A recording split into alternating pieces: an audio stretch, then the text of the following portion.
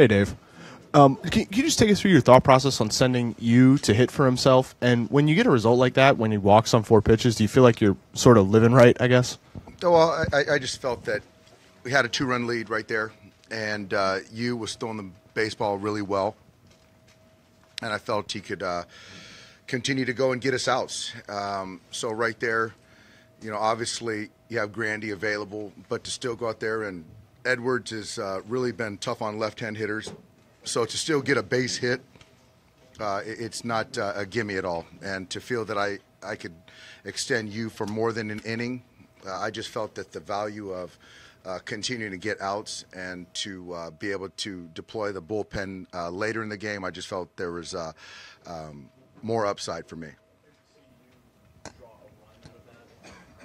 And obviously that just it's validates and makes you feel better about it. But you still have to go into that at bat expecting not to come away with a run right there. But the story of the night, obviously, is Yu Darvish. And after that first homer that he gave up on the cutter that backed up, he was dominant. He just had that rhythm, the poise, and didn't allow a whole lot of hard contact. And he put us in a great spot, and we just fed off him tonight. Dave, obviously Ethier waited quite a while to, the whole season really for this moment. The fact that when that opportunity presented itself, the fact that he was able to capitalize on it immediately, what does that kind of say about him, and also just how happy were you for him in general? Just very, very happy for him. And the game honors you. And a guy like Andre, who's done it the right way for such a long time and repeatedly said he just wants to be a part of this and to prepare every single day like he's going to play. And when that opportunity presented itself, he was ready. And for him to come through and perform and pick us up the way he did is no surprise, and it's just a credit to his professionalism. When you traded for you, was this the kind of start you envisioned at the time in July? Were you thinking maybe this far ahead? Yeah, absolutely.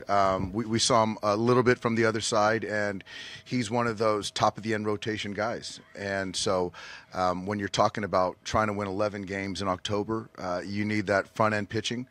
And that start against Arizona, and tonight, this is why you trade for guys like that. Dave, what's it like to rebuild a swing like Chris Taylor has done and to have this kind of success?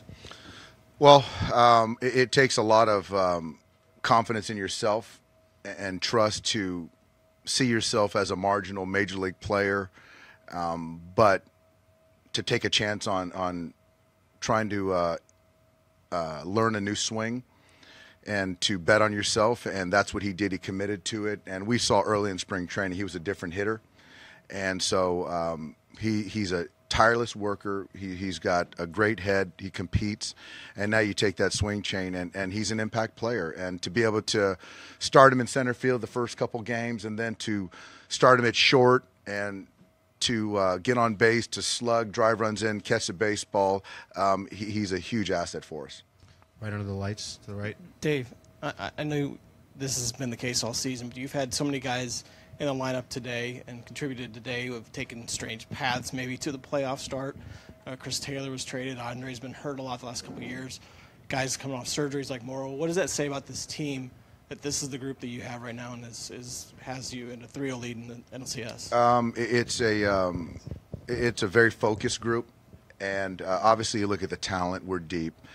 It's a very unselfish group, and so when you take those components, you can weather a lot, and we've really played well all year, and we had a tough spell, and the focus has certainly been heightened in the postseason, and I think we do a good job of trying to win one game at a time. And today it was a team effort, and credit goes to the coaches and the players. Anything else for Dave? Right up front. Does it feel like with your bullpen you have a piece for almost any situation that might arise? Yeah. We've done as an organization, we've done a great job of putting together not only a roster, but a pen that we feel can combat any lineup. And so when you're looking at a lineup like the Cubs or the Diamondbacks, who are very dangerous and can do a lot of different things, but for us to be able to match up and feel confident in those guys that we're running out there, I think that it obviously instills confidence in me when I go to them in the pen. But those guys still have to go out there and execute. And Josh Bard, our bullpen coach, Rick Honeycutt, I can't say enough about what those guys have done preparing our pitchers to go out there and have a plan. And then those guys have been executing. Anything else? Toward the center, fourth row.